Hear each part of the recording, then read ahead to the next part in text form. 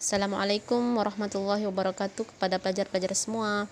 Hari ini Ustazah akan terangkan pelajaran ke-17 yang bertajuk Zakat Penyuci Harta, unit yang pertama. Untuk unit pertama ni Ustazah akan ajar berkenaan dengan konsep pengurusan zakat. Kalau ada apa-apa persoalan, kamu boleh tanya direct WhatsApp Ustazah ya. Okey, di sini Ustazah sudah sediakan nota ringkas berkenaan dengan konsep pengurusan zakat. Kita tengok dulu kepada maksud zakat ya. Maksud zakat daripada sudut bahasa dan istilah. Apa maksud zakat daripada sudut bahasa? Zakat daripada sudut bahasa bermaksud subur, suci, berkat ataupun berkembang. Manakala daripada sudut istilah ni Ustazah pecahkan kepada 3 poin utama, iaitu mengeluarkan sebahagian harta tertentu, diberikan kepada golongan tertentu dengan syarat-syarat tertentu. Sebab zakat ni tidak semua harta yang ada kita boleh terus keluarkan, dan tidak semua pula orang tu berhak untuk dapat zakat, dan ada syarat-syarat orang itu terima zakat dan syarat-syarat untuk kita keluarkan zakat lah.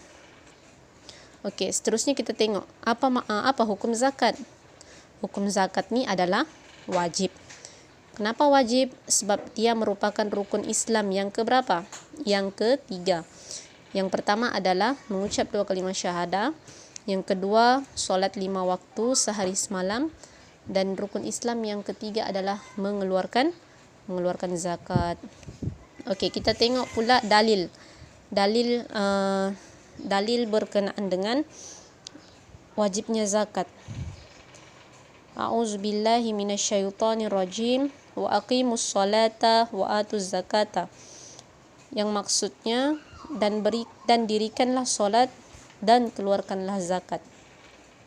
Itu adalah dalil yang mewajibkan zakat.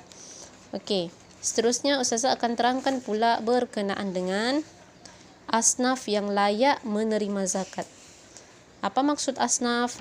Asnaf ni adalah orang yang layak terima zakat.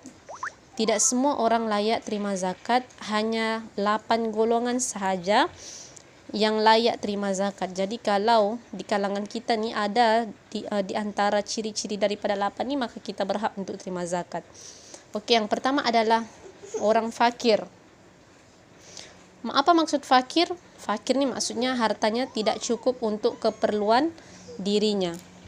Kemudian yang kedua adalah miskin. Orang miskin.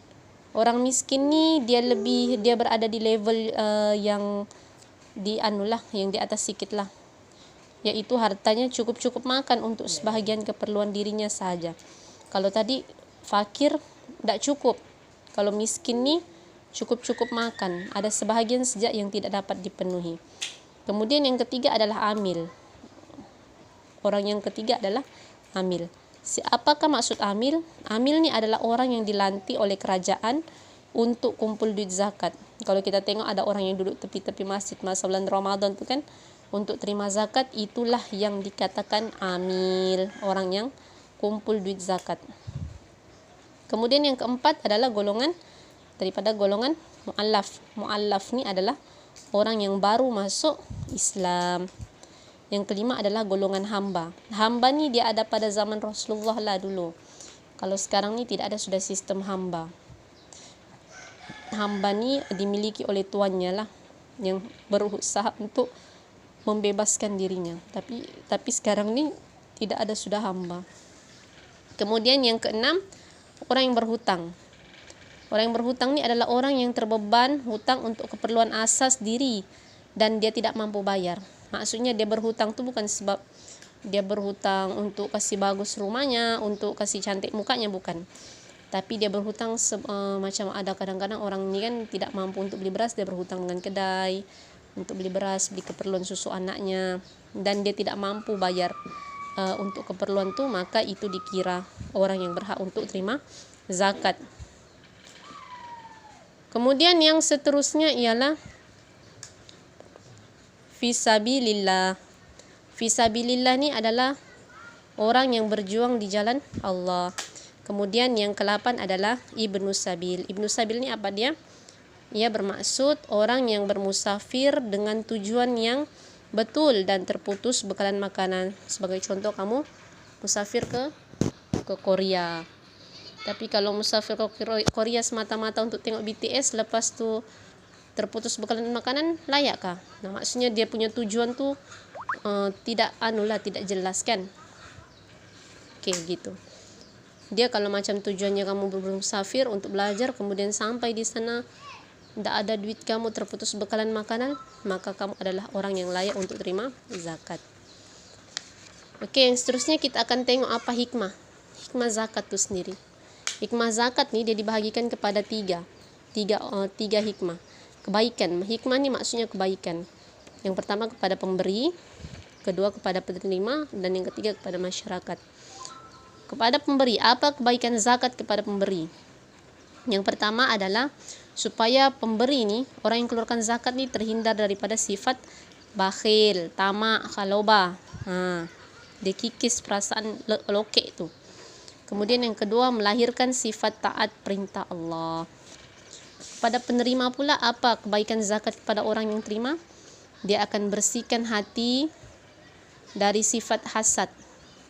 Bila orang sudah terima zakat, orang tidaklah hasad dengki untuk geram pula aku kayanya dia tuh, aku ni miskin-miskin gitu. Maksudnya bila dia terima zakat, dia mampu untuk bersihkan hati daripada sifat hasad, dengki. Yang kedua, boleh menjadi modal menjana ekonomi keluarga. Ada orang yang bila dia terima duit zakat, duit itu digunakan untuk memulakan bisnis ataupun perniagaan. Kemudian yang ketiga adalah kepada masyarakat. Apa kebaikannya? Bila berzakat, ia akan mengeratkan hubungan silaturahim antara satu sama lain. Dan yang kedua, merapatkan jurang perbezaan miskin dan kaya. Oke, itu adalah hikmah zakat. Oke, itu adalah unit yang pertama. Kalau kita tengok ya, unit yang pertama dia sampai hikmah zakat. Kalau anak-anak pelajar ada apa-apa persoalan, boleh tanya ustazah. Untuk aktiviti yang seterusnya, ustazah mau kamu catat nota yang ustazah berikan kepada kamu.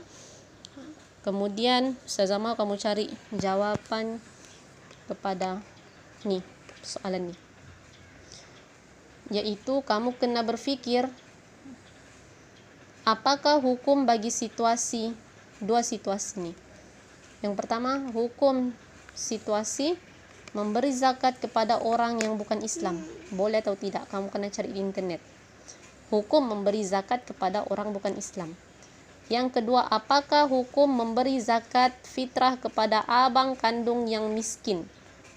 Apakah hukum memberi zakat fitrah kepada abang kandung yang miskin? Oke, kalau ada apa persoalan boleh terus tanya ustazah. Sekian, itu sahaja. Assalamualaikum warahmatullahi wabarakatuh.